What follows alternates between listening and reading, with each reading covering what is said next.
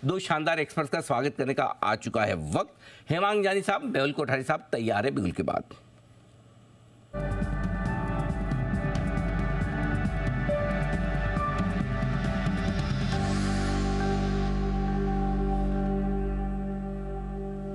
Good morning Hemang sir, स्वागत है आपका। शुरुआत आप करें सर, बताएं अपनी लॉन्ग टर्म पिक।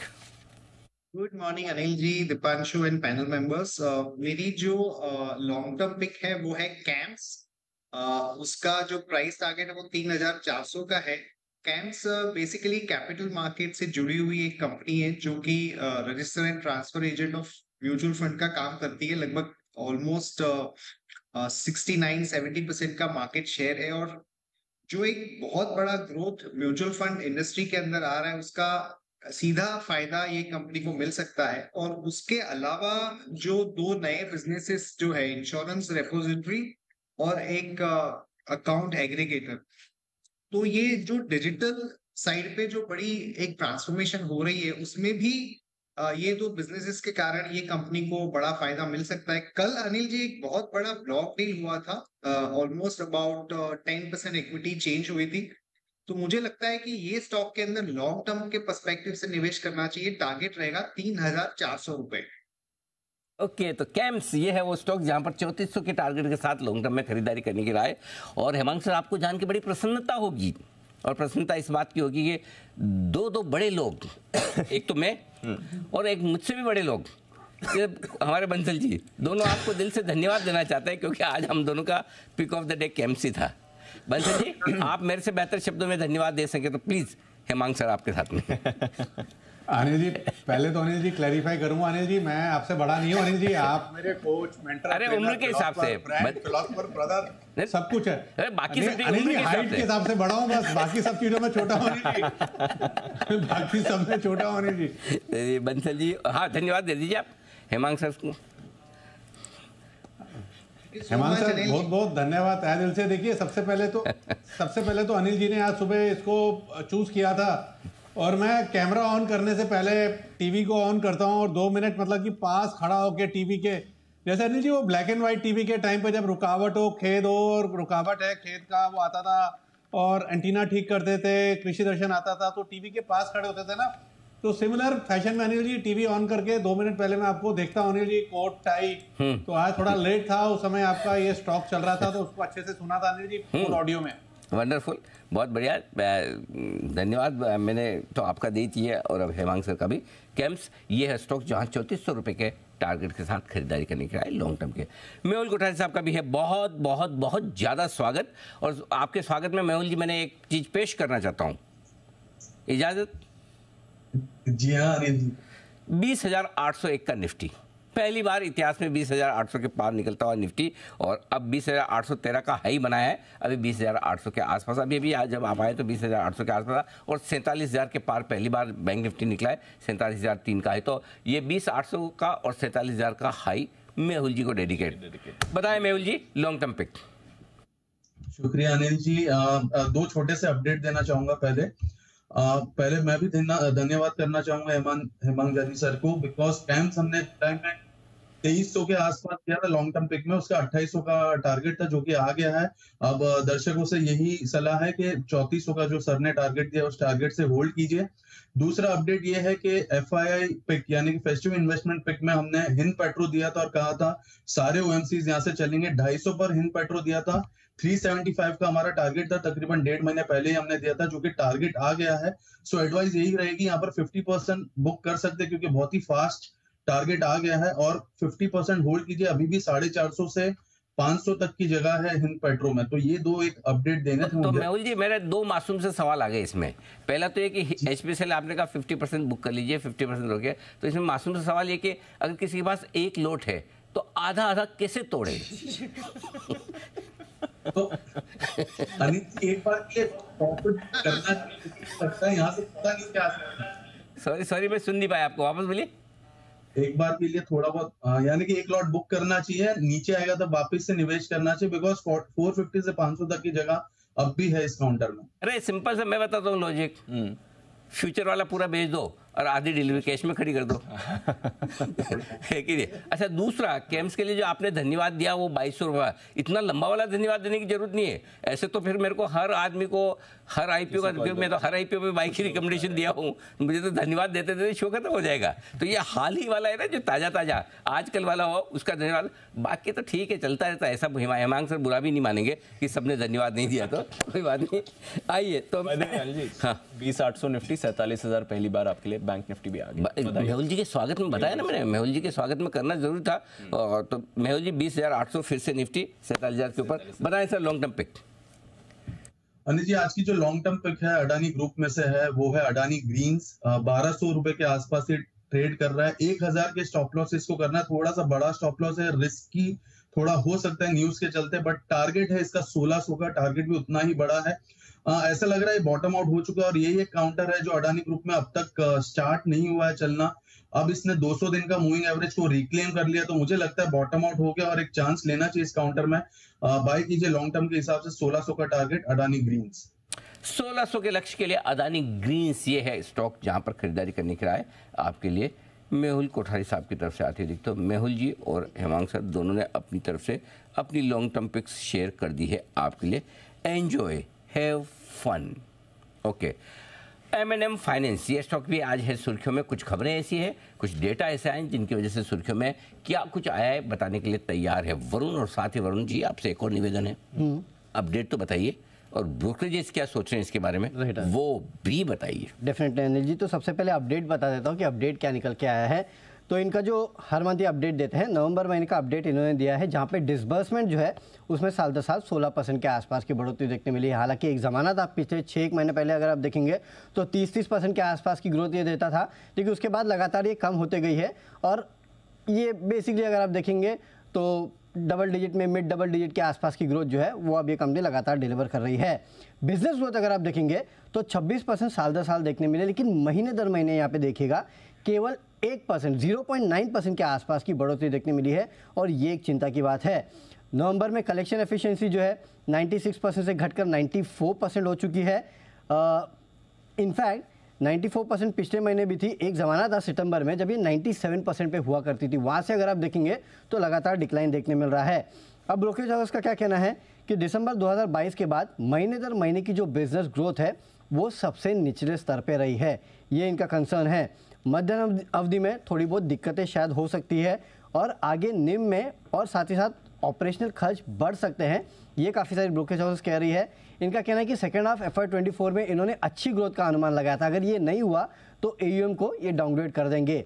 कुछ ब्रोकरेज हाउस की रिपोर्ट में पढ़ा था, वो कह रहे थे कि इस बार आपको ये ग्रोथ जो देखने मिली 16% की, बेसिकली क्योंकि फेस्टिवल सीजन अगर आप देखेंगे तो पिछले साल अक्टूबर में था, इस बार वो नवंबर में हो गया। इसके लिए आपने देखा कि अच्छी खासी ग्रोथ देखने मिली और इसके लिए जो महीने दर महीने की स्लगिश ग्रोथ देखने मिली है उसको लेके ये थोड़ी चिंतित है। और कलेक्शन एफिशिएंसी का भी इनका यही कहना है कि क्योंकि इस बार फेस्टिवल सीजन नवंबर में था, इसके लिए कलेक्शन एफिशिएंसी थोड़ी गिरी है। तो कलेक्शन एफिशिएंसी को लेके इनकी चिंता नहीं है, लेकिन महीने दर महीने स्लगिश ग्रोथ वो थोड़ी चिंताजनक है। और इसके लिए ब्रोकरेज हाउस ने अपने टारगेट जस के तस रखे हैं। मैं आपको याद दिला दूँ, नतीजों के बाद इस कंपनी के टारगेट्स को काटा गया था। अगर इसी तरह के आगे अंडर परफॉर्मेंस रहा तो शायद आपको थोड़ा और कटौती देखने मिल सकती है। लेट्स सी, और 2 महीने बाकी है, क्या वहाँ से निकल के आता है। लेकिन इस बार का जो अपडेट है थोड़ा महीने दर महीने स्लगिश है। अपडेट स्लगिश आ रहा है और इसलिए आप इम्पैक्ट भी इस पर देख रहे हैं। ब्रोकरेजेस भी ज़्यादा खुश नहीं है M&M फाइनेंस। और सुबह सेल कॉल तो इस पर आई गई। आज हमारे तो टारगेट 270 272 की तो आ ही गए, वो तो लगभग आ गए दोनों। और टारगेट इसलिए छोटे भी दिए कि मार्केट ऐसा है ना कि ज़्यादा मंदी पे, मैंने बोला मंदी में पैसा कम बनेगा और जल्दी से ले लो। तेजी में तो एंजॉय योर लाइफ, जहाँ से खरीदो वहाँ से ही बढ़ता है भाई साहब। आपने किसी भी लेवल पे शुरुआत के आधे घंटे में 1 घंटे में ले लिया तो आपको दिन में एक मौका मार्केट रोज दे रहा है, ऊपर करके निकलेगा। वंडरफुल। 47,075 ये क्या हर मिनट 1 पॉइंट की स्पीड से चला? नहीं, इससे भी ज़्यादा स्पीड से, एक बार टिक ऊपर जा रहा है बस। गारंटी तेजी की टेंशन नहीं लीजिए, बिल्कुल बने रहिए, डटे रहिए। 21,080 का निफ्टी का टारगेट है और 48,000 का बैंक निफ्टी का टारगेट है। जल्दी आने की तैयारी में। ये शॉर्ट टर्म टारगेट है और उसके बाद के टारगेट तो आते रहेंगे, जाते रहेंगे, बनते रहेंगे, बनाते रहेंगे। आइए, तब तक 10 की कमाई के लिए तैयार है हमारे कुछ और महानुभाव। हिमांशु गुप्ता जी का 10 की कमाई का शेयर जानने का आ चुका है वक्त। हिमांशु जी बताएंगे सर? जी अनिल जी, अनिल जी 10 की कमाई के लिए एक थोड़ा सा पोजिशनल नजरिए से जो स्टॉक मुझे पसंद है, स्टॉक है ग्लोबल स्पिरिट्स। 880 885 रुपए के आसपास करंटली ट्रेड करता है अनिल जी। लेकर स्टॉक्स में एक अच्छा मोमेंटम है और ये स्टॉक अपनी लॉन्ग टर्म सपोर्ट के आसपास फिलहाल कंसोलिडेट कर रहा है, तो मुझे लगता है रिस्क रिवॉर्ड काफी अट्रैक्टिव है। यहाँ से लेके 850 860 तक एक्यूमुलेशन करके चलने की सलाह रहेगी। स्टॉप लॉस के तौर पर 830 रुपए के नीचे का क्लोजिंग बेसिस पर स्टॉप लॉस लगाए, 950 और उसके बाद 1020 के दो टारगेट्स जो कि मुझे लगता है आने वाले 1 से 2 महीनों में आते हुए नजर आ सकते हैं। ग्लोबल स्पिरिट्स आज मेरी तरफ से 10 की कमाई के लिए खरीदारी करके चलने की सलाह है। ग्लोबल स्प्रिट ये है वो स्टॉक 10 की कमाई के लिहाज से पोजिशनल पिक के तौर पर ये है। बस ये कि स्टॉक खरीदने के बाद आप अपनी पोजीशन बिल्कुल स्ट्रांगली बनाए रखें, हिले डुले नहीं, डावाडोल ना हो। बाकी तो बंसल जी समझ तो गए होंगे आप, आपको भी पसंद है बंसल जी?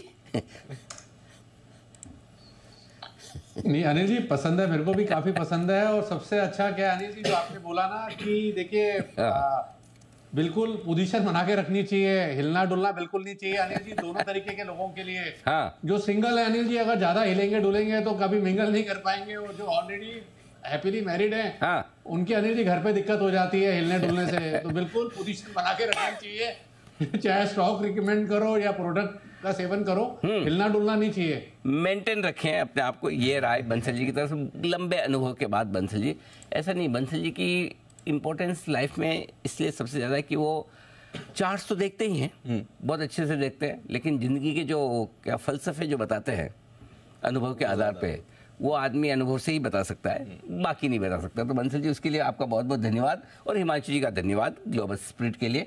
आइए कुछ और स्टॉक्स पर करते हैं फोकस। ओहो डीपी के मैं सवाल पूछने का मन ही नहीं हो रहा मेरा। क्या हो गया? और लिंक के लिए अरमान आए हुए हैं, लेकिन पूछने का मन नहीं, ये नजर ही नहीं हटती स्क्रीन से। 47,150 147 लाइफ हाई बैंक निफ्टी, ये क्या कर, अरे भाइयों व्हाट्स हैपनिंग?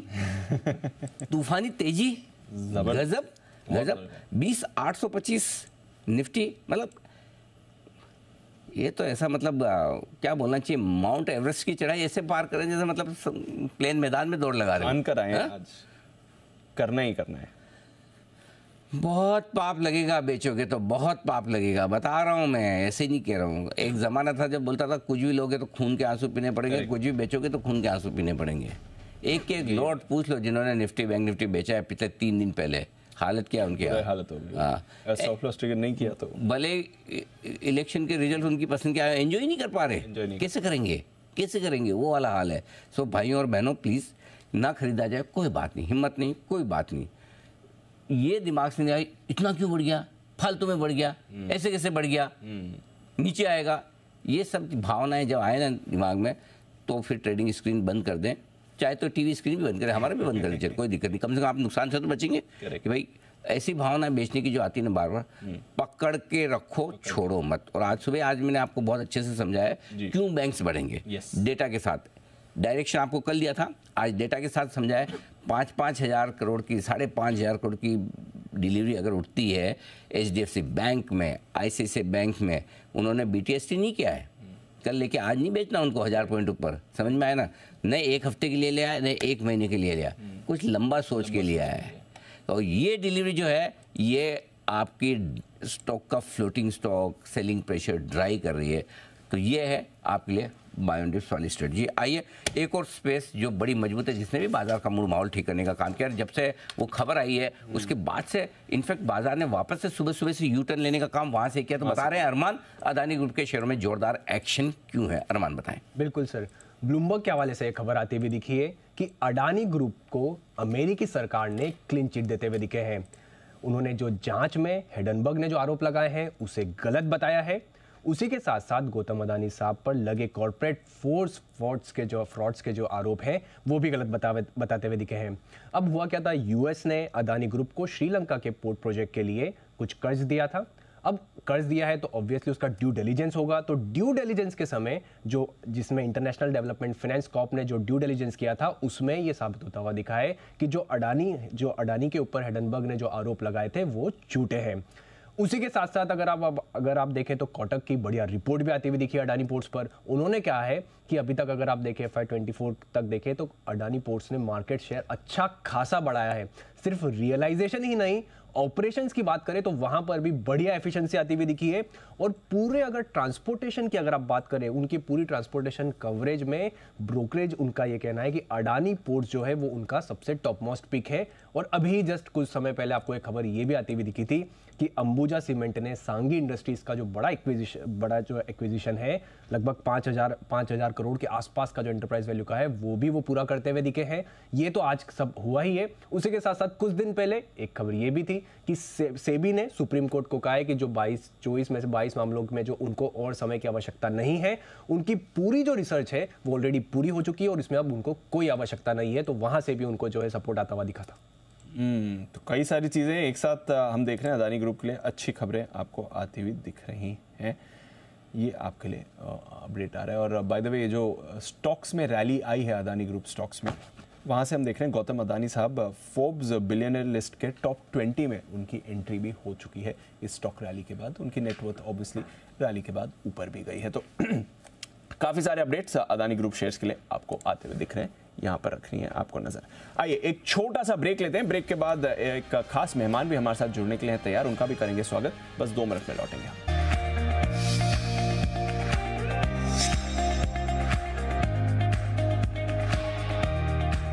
मार्केट आउटलुक इस खास सीरीज में आप सबका स्वागत है। हमारे साथ कार्यक्रम में शामिल हो रहे हैं मोतीलाल ओसवाल, फाइनेंशियल सर्विसेज के head of research institutional equities से गौतम दुग्गड़ साहब।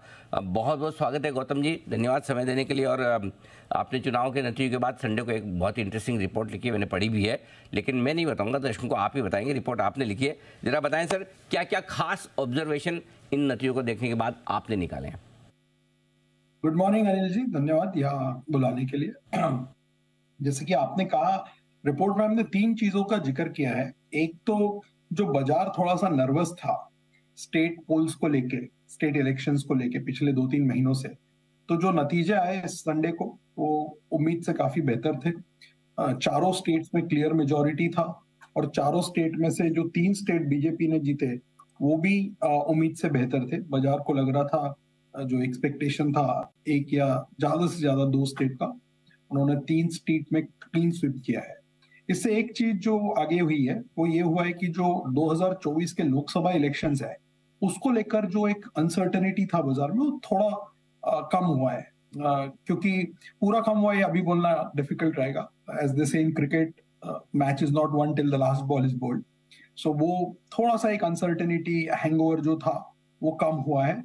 एक सर्टेनिटी का माहौल बनता हुआ दिख रहा है, पॉलिटिकल कंटिन्यूटी करंट डिस्पेंसेशन के लिए। तीसरा, उसमें हमने एक डेटा दिया है जहां हमने ये बताया कि पिछले 25 साल में जो 5 लोकसभा इलेक्शंस हुए हैं, हर लोकसभा इलेक्शन में रिजल्ट्स के 6 महीना पहले से लेकर रिजल्ट्स के दिन तक बाजार ने पॉजिटिव रिटर्न्स दिया है। सबसे कम 9 या 10% आया था और सबसे ज्यादा 35% आया था, बट 5 के 5 लोकसभा इलेक्शंस में मार्केट ने आपको पॉजिटिव रिटर्न्स दिए हैं। इस बार क्या होता है वो हम देखेंगे, बट जो माहौल बन रहा है वो काफी कंड्यूसिव है। और लास्ट पॉइंट और नोट में जो हमने जिक्र किया वो ये है कि इंडिया के जो फंडामेंटल्स है बहुत स्ट्रांग दिख रहे हैं, चाहे आप मैक्रो देखो या माइक्रो देखो। अभी लास्ट वीक हमने जीडीपी डेटा देखा था। फर्स्ट हाफ में रियल जीडीपी 7.7% ग्रोथ है, जो कि one of the largest highest growth है इन अ बिग साइज इकोनॉमी। दूसरा, कॉर्पोरेट अर्निंग्स हमने देखे थे 2 हफ्ता पहले। निफ्टी का अर्निंग्स ग्रोथ ये क्वार्टर में 28% आया था, 21% के एक्सपेक्टेशन के सामने, और फर्स्ट हाफ में 30% ग्रोथ निफ्टी ने ऑलरेडी दे दी है अर्निंग्स में। और फुल ईयर का हमारा अनुमान 22% है, जहां हमने अपग्रेड्स भी देखे थे ये क्वार्टर में। और जो बाकी हाई फ्रीक्वेंसी डेटा पॉइंट जिसे हम कहते हैं, चाहे आप पावर डिमांड ले ले या पीएमआई डेटा ले, ऑटो मंथली सेल्स लीजिए, जीएसटी कलेक्शन लीजिए, सब कुछ एक कंटिन्यूड मैक्रो मोमेंटम की तरफ फिंगर पॉइंट कर रहा है। और लास्टली, इन सब के सामने आपके वैल्यूएशन स्पेशली लार्ज कैप में बहुत ही अट्रैक्टिव है। 18 टाइम पे निफ्टी ट्रेड कर रहा है 1 ईयर फॉरवर्ड, लास्ट 10 ईयर का एवरेज 20 PE है। तो लार्ज कैप में वैल्यूएशन, रिस्क रिवॉर्ड जिसे हम कहते हैं, बहुत अट्रैक्टिव है। और फिर हमने उसमें हमारे चुनिंदा सेक्टर्स जिसे जो हमें अच्छे लगते हैं और स्टॉक्स जो हमें अच्छे लगते हैं उनका जिक्र उस नोट में हमने किया है। सो ये ब्रॉड 3 पॉइंट समरी था उस नोट का। ओके, तो बड़ा इंटरेस्टिंग ऑब्जर्वेशन आपने पूरे इलेक्शन के इन नतीजों से निकाले। अब इन नतीजों से बाजार के लिए क्या डायरेक्शन है ये बताएं सर। वैसे तो 2 दिनों से बड़ी हरियाली छाई हुई है, लेकिन और कितनी? अनिल जी, ये शॉर्ट टर्म में बताना हमेशा डिफिकल्ट रहता है, बट अगर आप मैथ्स वर्कआउट करते हैं, जैसे आज अगर आप देखते हैं तो FY24 के 1000 रुपए के ईपीएस पे निफ्टी लगभग 21 टाइम ट्रेड कर रहा है। मान लीजिए यहां से ना री रेटिंग होती है ना डी रेटिंग होती है, ये 20-21 का मल्टीपल कंटिन्यू होता है अगले 6-9 महीने तक। तो 6 महीने बाद जब आप FY25 का ईपीएस डिस्काउंट करेंगे, जो हमारा एस्टिमेट 1140 रुपया का है, और आप मान लीजिए 20 का ही मल्टीपल सस्टेन होता है, तो 20 गुनीला 1140 बोले तो 22,800 का नंबर आपके सामने दिखता है। और अगर मान लीजिए थोड़ा सा ब्लू स्काई सिनेरियो आप पेंट करने जाते हैं कि पॉलिटिकल स्टेबिलिटी है, क्रूड प्राइसेस कंट्रोल में है, बॉन्ड यील्ड्स स्टेबलाइज हो चुके हैं, राइट, और इकोनॉमी 6.5% के प्लस माइनस 0.2% में ग्रोथ हो रहा है, तो 5-6% का अगर आप वहां से एक ब्लू स्काई सिनेरियो ऐड करते हैं तो आपके सामने 24-25 हजार का रेंज दिखता है मैथमेटिकली। ये हमारा टारगेट नहीं है, मैं सिर्फ आपको एक पोटेंशियल प्रोबेबिलिटी कैलकुलेट करके दिखा रहा हूं कि अगर आपके हमारे जो ईपीएस एस्टिमेट है वो आते हैं और करंट मल्टीपल बाजार का सस्टेन होता है, तो मैथमेटिकली ये एक रेंज बनता हुआ दिख रहा है। अब वो 6 महीने में होता है, 12 महीने में होता है, 9 महीने में होता है, बताना बहुत डिफिकल्ट है। पहली बात तो ये कि होता है या नहीं वो भी बताना बहुत डिफिकल्ट होता है शॉर्ट टर्म में, but I was just giving you mathematical scenario. बिल्कुल बिल्कुल होगा, जरूर होगा। तो सर काम ऐसा हो रहा है ना, 6 महीने का काम 6 हफ्ते में, 6 हफ्ते का काम 6 दिनों में, 6 दिनों का काम 6 घंटे में हो रहा है। स्पीड तो ऐसी है मार्केट की, पूछो मत, जो स्पीड से भाग रहे हैं, मतलब समथिंग अनबिलीवेबल। एनीवे, तो चीज़ें भी इतनी बड़ी हुई। अच्छा सर बताएं, आप कहाँ बुलिश है, अब इस माहौल में क्या खरीदना चाहिए? तो अनिल जी, हमने 4 सेक्टर्स पॉइंट आउट किए जहां हम पहले भी बुलिश थे और अब और ज्यादा बुलिश है। सबसे पहला बैंकिंग सेक्टर, चाहे प्राइवेट हो, पीएसयू हो, नॉन लेंडिंग फाइनेंशियल्स हो, बिकॉज वैल्यूएशंस बहुत ही अट्रैक्टिव है लार्ज कैप बैंक्स में। हमारे मॉडल पोर्टफोलियो में पीएसयू बैंक्स का ओवरवेट ज्यादा है, हमें दोनों प्राइवेट पीएसयू अच्छे लगते हैं। हमने उसमें स्टॉक्स भी पॉइंट आउट किए उस रिपोर्ट में, SBI, axis, ICICI. Non lending में हमें एंजल ठीक लगता है, एनबीएफसीज में हमें बजाज फाइनेंस, चोला, ये सारे शेयर्स अच्छे लगते हैं। दूसरा सेक्टर जो हमें बहुत पसंद है वो है इंडस्ट्रियल्स, वहां हम पहले से ओवरवेट है, और कल एक हमारा थीमेटिक बड़ा रिपोर्ट आया है 11 नए कंपनीज के इनिशिएशन के साथ। हमें लगता है अगर ये गवर्नमेंट वापस चुन के आती है मई में, तो जो उनका focus manufacturing, investment, capex, infra, इन सब चीजों पे है, वो और ज्यादा बढ़ेगा। आप उसमें रेलवे भी ऐड कर सकते हैं। सो इंडस्ट्रियल्स में हमें एलएनटी, एबीबी, ये स्टॉक्स अच्छे लगते हैं। तीसरा सेक्टर ऑटो, जहां पे हम ऑलरेडी देख चुके हैं कि अर्निंग्स बहुत स्ट्रांग है। ये क्वार्टर जो था 2Q FY24, ये चौथा ऐसा क्वार्टर था जो ऑटो नंबर 1 रहा है अर्निंग्स ग्रोथ में, और हमने अपग्रेड्स देखे हैं, राइट, और वहां पे भी वैल्यूएशन हमें काफी ठीक ठाक लगते हैं। तो वहां हमें M&M, हीरो होंडा, क्राफ्ट्समैन, ये सारे शेयर्स अच्छे लगते हैं। और लास्टली कंज्यूमर डिस्क्रिशनरी, जहां पे हमारा बायस पूरी तरह से डिस्क्रिशनरी की ओर है।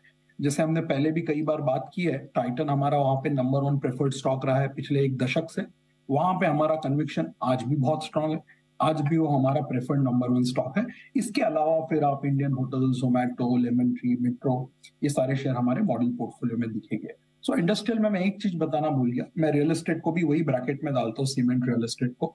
तो रियल एस्टेट में आप देख रहे होंगे कि बहुत ही स्ट्रॉन्ग मोमेंटम है fundamentally as well as in stock price. हमने अभी हमारे प्री सेल्स एस्टिमेट्स को डबल किया है। जब हमने साल चालू किया था FY24, हमारा अनुमान 14% प्री सेल्स ग्रोथ का था हमारे कवरेज यूनिवर्स के लिए रियल एस्टेट में, वो अब हमने 30% किया है ये क्वार्टर खत्म होने के बाद। तो वहां हमें गोदरेज प्रॉपर्टी, प्रेस्टीज, सोबा, ये सारे शेयर्स पसंद है। तो ऑल इन ऑल ये 4 सेक्टर है जहां पे हमारा बुलिश अंडरटोन है, और हम अंडरवेट है कंज्यूमर स्टेपल्स पे, थोड़ा सा आईटी में, और थोड़ा metals and oil and gas में। ठीक, मतलब बाहर वाले सेक्टर ज़्यादा पसंद नहीं है इतना, मेटल वेटल छोड़ दिए, आईटी छोड़ दिए, अपने जो हिंदुस्तान से जो जुड़े वहीं फोकस गए। अच्छा गौतम जी, एक बात बताइए, कितने स्टॉक रिसर्च करते हैं आप जनरली, आपकी वो लिस्ट कितनी है?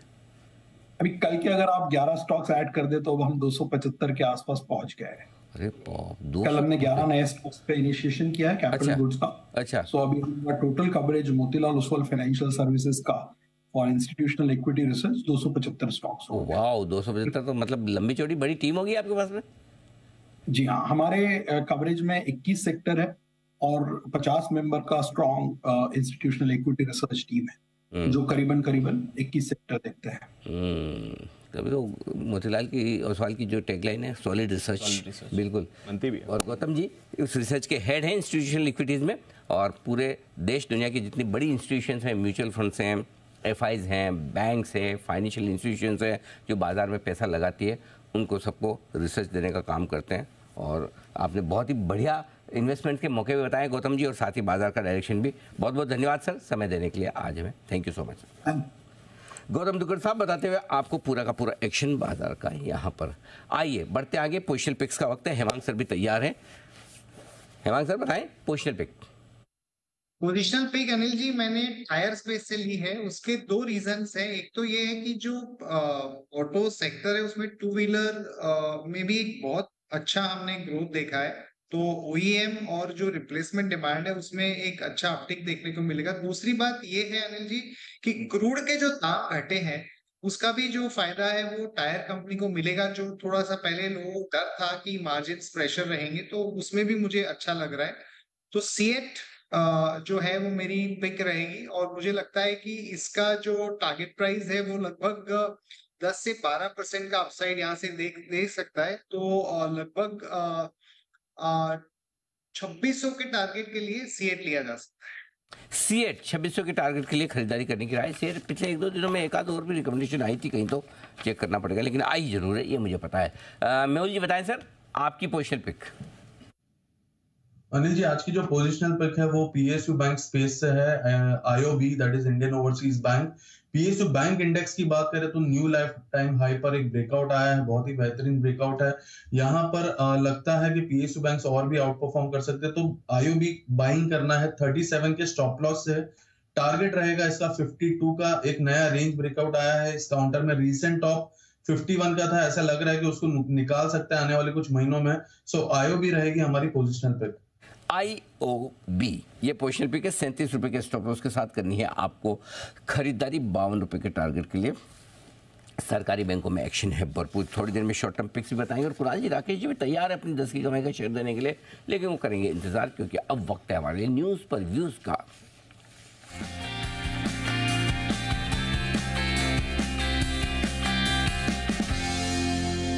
न्यूज़ पर व्यूज सेगमेंट में आज हमारे साथ कंपनी कार्यक्रम में जो शामिल हो रही है वो है केपीआईटी टेक्नोलॉजीज। ग्लोबल ऑटो कंपनियों को सेवाएं देने का काम करती है, इंडिपेंडेंट सॉफ्टवेयर इंटीग्रेशन कंपनी है। एम्बेडेड सॉफ्टवेयर, एआई और डिजिटल सॉल्यूशन से 3 बड़े कारोबार हैं केपीआईटी के। यूरोप, अमेरिका, जापान, चीन, थाईलैंड और भारत, ये सारे वो देश हैं जहां पर केपीआईटी के इंजीनियरिंग सेंटर्स हैं। केपीआईटी टेक के सीईओ और मैनेजिंग डायरेक्टर किशोर पाटिल साहब हमारे साथ कार्यक्रम में शामिल हो रहे हैं। सर को फाउंडर तो हैं ही कंपनी के, चार्टर्ड अकाउंटेंट भी हैं, और 1990 में सर ही ने केपीआईटी की शुरुआत की। समझ तो गए होंगे केपीआईटी मतलब किशोर पाटिल आईटी, उसी से शॉर्ट फॉर्म बना है। सर बहुत बहुत स्वागत है आपका, धन्यवाद हमें समय देने के लिए। इससे पहले मैं आपकी कंपनी के बारे में बात करूँ, आजकल आपकी कंपनी बड़ी सुर्खियों में रही। उसकी वजह है कि अब तक का सबसे सुपर हिट आईपीओ आया था अभी अभी टाटा टेक्नोलॉजीज का, राइट। और आप ही की स्पेस की कंपनी, तो सब लोगों ने टाटा टेक्नोलॉजी के साथ अगर किसी को कंपेयर करना है तो बोले केपीआईटी, सिमिलर बिजनेस मॉडल वाली। तो पहले तो मैं ये समझना चाहता हूँ आपका और टाटा टेक्नोलॉजीज का दोनों का कारोबार कितना मिलता जुलता है सर?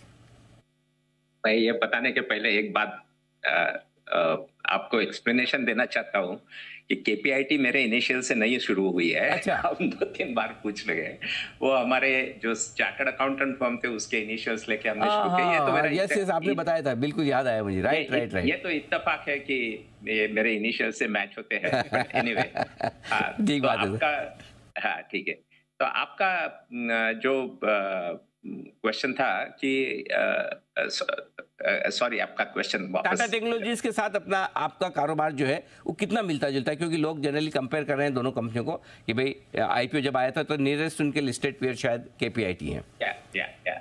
सो सी इंजीनियर 2-3 चीजें हैं।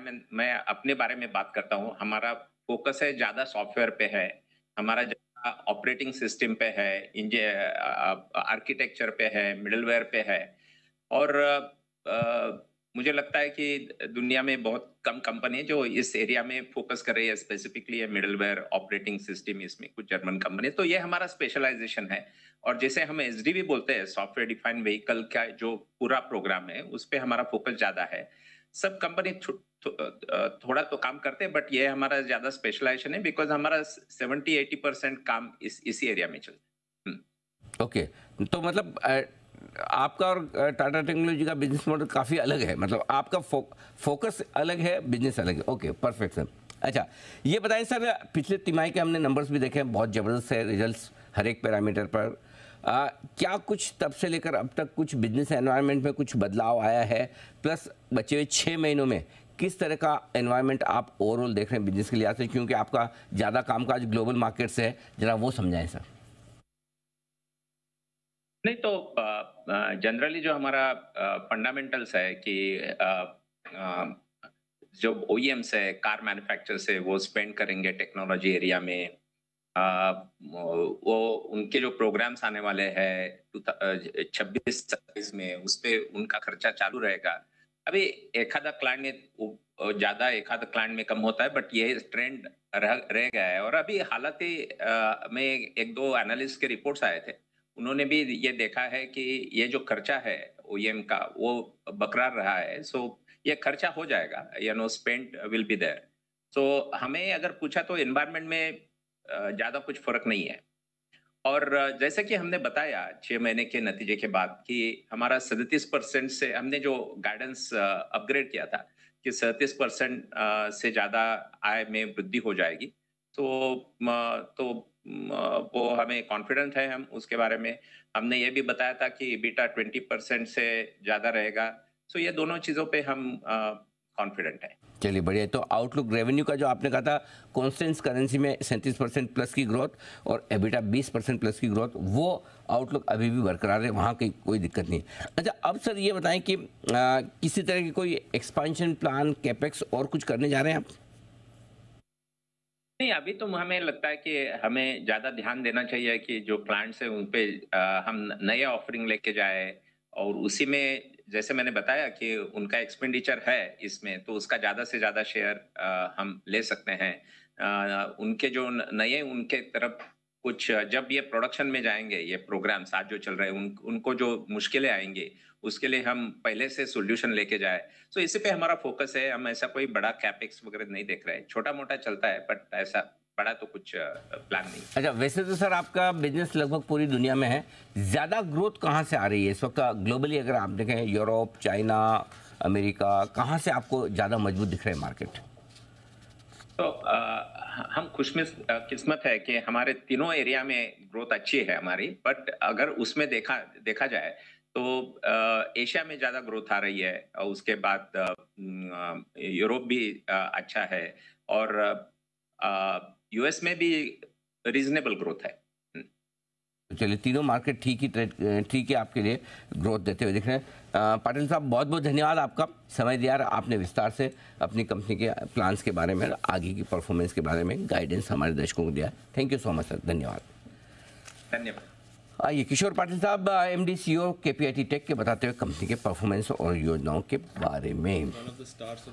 हाँ, इस साल के सबसे ज़्यादा बढ़ने वाले शेयरों में से एक, बहुत ही गजब का, 2 गुना। चार्टर्ड अकाउंटेंट है दीप जी, देखिए CEO के आप आए, इतनी बढ़िया दमदार IT कंपनी बनाई है, बना है ना, ये है कमाल। आइए कुछ और कमाल करने को तैयार है कुणाल जी और राकेश जी, तैयार हैं? देख लेते हैं, तैयार है तो उनसे ले लेते हैं 10 की कमाई का शेयर। बताएं। जी देखिए, 10 की कमाई में मैंने और राकेश जी ने आज जो शेयर चुना है, ये कंपनी स्लीपवेल मैट्रेस बनाती है। स्टॉक का नाम है शीला फोम्स, जिस पर हमारी मध्यम से लंबी अवधि के लिए खरीदारी की राय है। स्टॉक लगभग 2000 के लेवल से करेक्ट होकर आधा रह गया, और इन स्तरों के आसपास अब इसमें एक बेस बन चुका है। तो हमें लगता है कि एक मेजर करेक्शन पूरा हो चुका है, एक साइकिल यहाँ पर टर्न हो रही है, और इन स्तरों पर हल्की फुल्की गिरावट में थोड़ा सा मध्यम से लंबी अवधि के लिए स्टॉक पर खरीदारी करें तो इसमें एक अच्छा अपसाइड बन सकता है। Over to Rakesh ji. अनिल जी, बेहतरीन टेक्निकल स्ट्रक्चर है। एक बड़ी आउट परफॉर्मेंस के बाद स्टॉक ने करेक्शन दी थी, करेक्शन खत्म होने के संकेत हैं। इन स्तरों पे खरीदें, और यहाँ पर जो हमारे टारगेट्स हैं 1420 के टारगेट्स हैं। 2 से 3 महीने का नजरिया बनाना है, और शीला फोम में निवेश की राय है। और दूसरा अनिल जी, वो आप सेट के लिए ढूंढ रहे थे, किसने रिकमेंड करा? तो अनिल जी मेरा पिक ऑफ द वीक है C8 इस बार। अच्छा, तो आपको याद करने में इतना टाइम लगा? You should have intervene right then and there itself. Bansal ji बहुत टाइम लगा दिया आपने। नहीं अनिल जी, मौका नहीं मिला अनिल जी। उसके बाद वो KPIT वाले आ गए थे। हाँ। अब वो बिना इमरजेंसी के अनिल जी दोनों हाथों से हाथ थोड़ा लाएंगे। अपडेट है, सूनर और लेटर दे दिया तो मैं फर्क नहीं पड़ रहा है। मैं बता दूं तरीका, कभी भी ऐसी इमरजेंसी माइक वाइक खोल के बाय बाय करके तो खड़े होके बोले मैं जा रहा हूँ, तो अपने आप PCR आपको पूछेगा क्या हो गया बंसल जी, गुस्सा बहुत है, नाराज क्या है? तो बोले मेरे को अपडेट देना है, सिंपल। फिर तो मैं भी बैकफुट पे, अच्छा बंसल जी गुस्सा हो रहा इतना, चलो पहले बंसल जी, पहले अपडेट। हाँ। समझ गए बंसल जी आगे क्या करना है? बट ठीक है, C8 बंसल जी की तरफ से खरीदारी करने की राय। आपको भी पता बंसल जी ऐसा कुछ करेंगे नहीं करेंगे, स्वीट नहीं करेंगे। उनको डर भी तो है ना, क्या कि हमने बोला अच्छा जाओ तो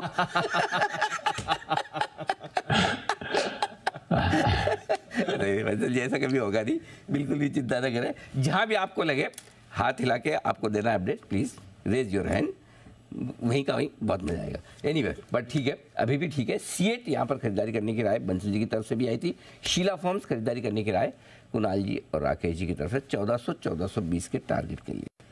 आइए, तैयार हैं जय ठक्कर भी अपनी कॉल के साथ, तब बिगुल उनके लिए जय का जैकपॉट।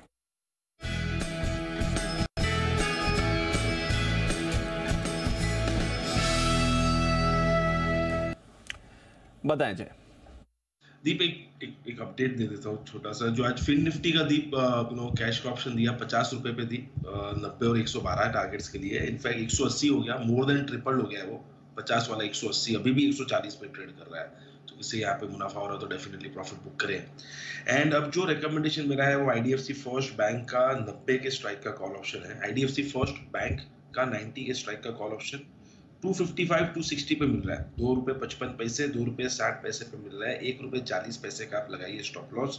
टारगेट बनेगा ₹4.75 से लेकर ₹6 का। सो 4.75 एंड 6 ये तो टारगेट बनते हैं। IDFC फर्स्ट बैंक अभी सभी बैंक्स में डेफिनेटली एक अच्छा मोमेंटम है। क्या IDFC फर्स्ट बैंक कर रहा है? अच्छा नहीं जय बोली, मुझे लगा हो गया, बोलो। नहीं जी, तो मुझे ऐसा लग रहा है कि स्पॉट में लगभग हमें यहाँ पे 94 से 96 तक के लेवल्स आते हुए देखने मिल सकते हैं। ओके, 94-96 स्पॉट लेवल, ऐसे में खरीदे 90 का कॉल ऑप्शन, ₹2.60 में 1.40 का स्टॉप लॉस, 4.75 और 6 का टारगेट। जय की राय। शॉर्ट टर्म पिक्स का वक्त हेमांग सर बताएंगे। C8 के बाद उनकी शॉर्ट टर्म पिक बताएं हेमांग सर।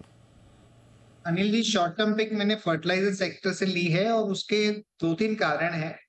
उसमें एक तो ये है कि जो गए क्वार्टर में इन्वेंट्री रिलेटेड इश्यूज थे वो ये तिमाही में रिजॉल्व हो चुके हैं। और गवर्नमेंट की तरफ से जो नैनो यूरिया फर्टिलाइजर की क्लियरेंस काफी कंपनीज को दे दी गई है। तो हमें लगता है कि फर्टिलाइजर सेक्टर के अंदर एक अच्छा उसका प्रभाव पड़ सकता है। और मेरी पिक है RCF, जिसका करंट प्राइस है लगभग 135, टारगेट रहेगा 150।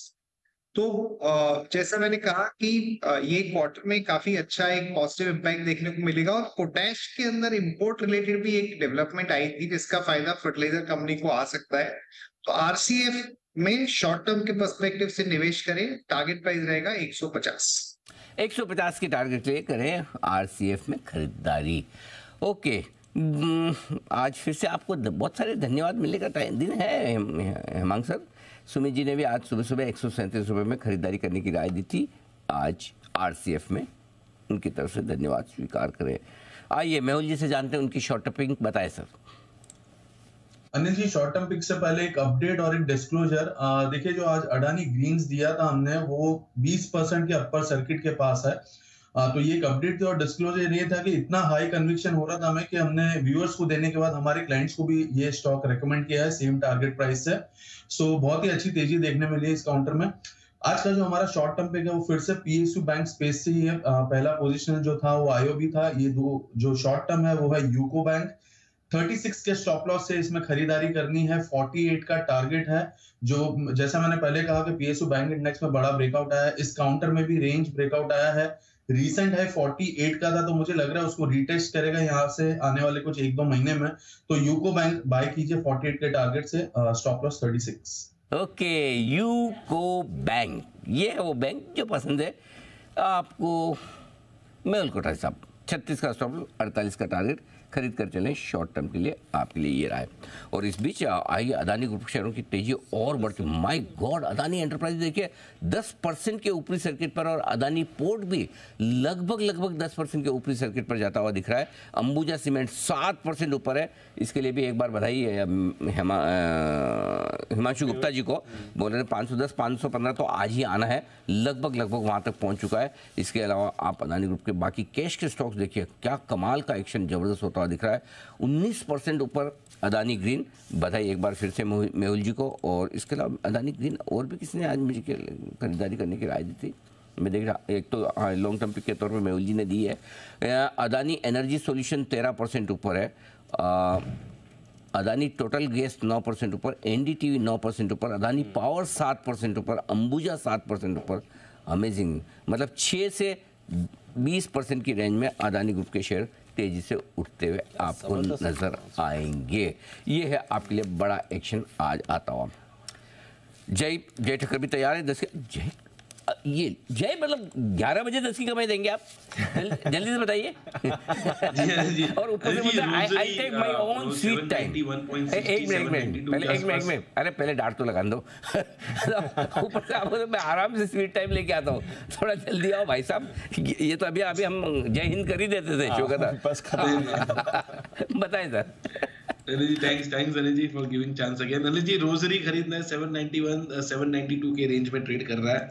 स्टॉप लॉस थोड़ा दूर का दूंगा अनिल जी, 718 का 718 का स्टॉप लॉस है, बट टारगेट अनिल जी जबरदस्त निकल कर आ रहे हैं इसके। 930 रुपए के टारगेट्स के लिए खरीदना है रोजरी को।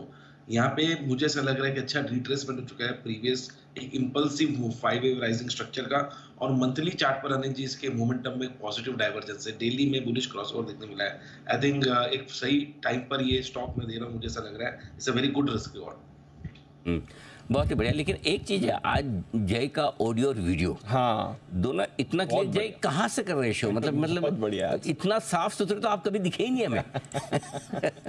अनिल जी मेरे डैड के ऑफिस से कर रहा हूँ जी। हाँ, पिताजी की बात माना करें, और वो जैसा कहें, जैसा रहने के लिए बोले वैसे रहे, यही आपके लिए अच्छा है। फिर देख लीजिए इतनी, मतलब आप इतने स्मार्ट हैं, हमें बहुत दिनों बाद पता चला। इतनी बढ़िया आवाज है, हमें इतने दिन से लग रहा था जय का गला ही खराब है।